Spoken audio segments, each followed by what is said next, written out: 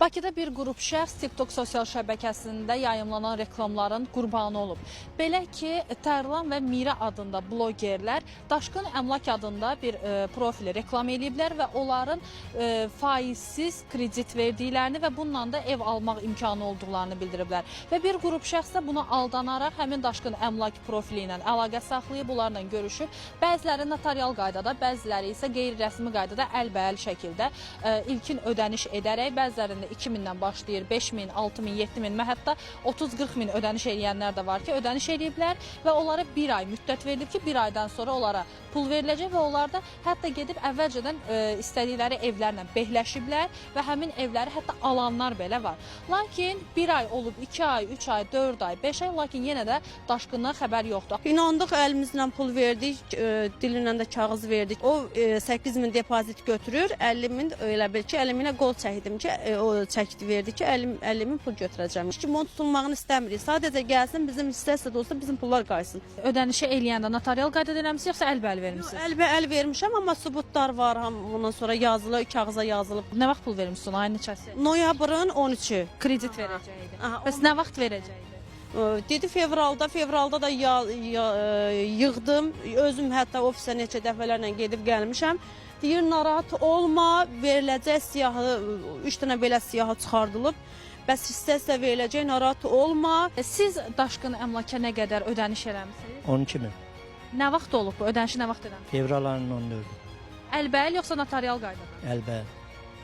Nə vaxtda sizə vəd vermişdi ki, artıq pul verəcəksiniz? Aprel ayının 14-ü. O vaxtdan bu günə pul yoxdur. Yoxdur, yox. Bəs zəng vurursunuz həmin o Daşqına? Zəng vururam, gedirəm, maraqlanıram. Elə hər həftə, gələn həftə satış olacaq, gələn həftə satış olacaq. Belə alladır.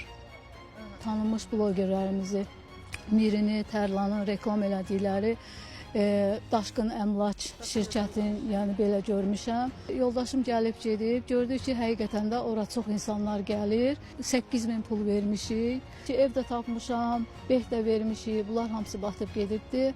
Bir dənə qazidir. O qazi mənə deyir ki, səni apararıq, öldürərik, qanına batırarıq, səni heç kim tapa bilməz. Keçən il noyabrın 20-si 10.000 manat ödəmişik. O vaxtdan da üstünə düşmədim, mart ayından üstünə düşmüşəm. Bizə şərti o idi ki, siz ilkin ödənişi ödəyirsiniz, biz 2 ay müddətində sizə pul ayırıq. Müəyyən bir məbləğ. Mən 60.000 istəmişəm 10.000-ə qarşı, yəni 70.000-ə ev almalıyam.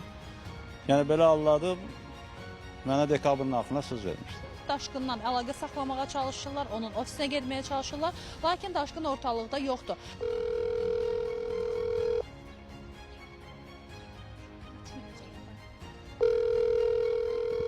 Bildirir ki, mənə heç kim heç nə eləyə bilməz, ürəyiniz nə istəyir eləyin, insanlara təhdid eləyir. Bəzən bunu özümü öldürəcəm formasında təhdidlə bildirir. Bəzənsə siz mənə heç nə eləyə bilməzsiniz, mənim arxamda siz bilmirsiniz kimlər durub şəklində təhdid eləyir.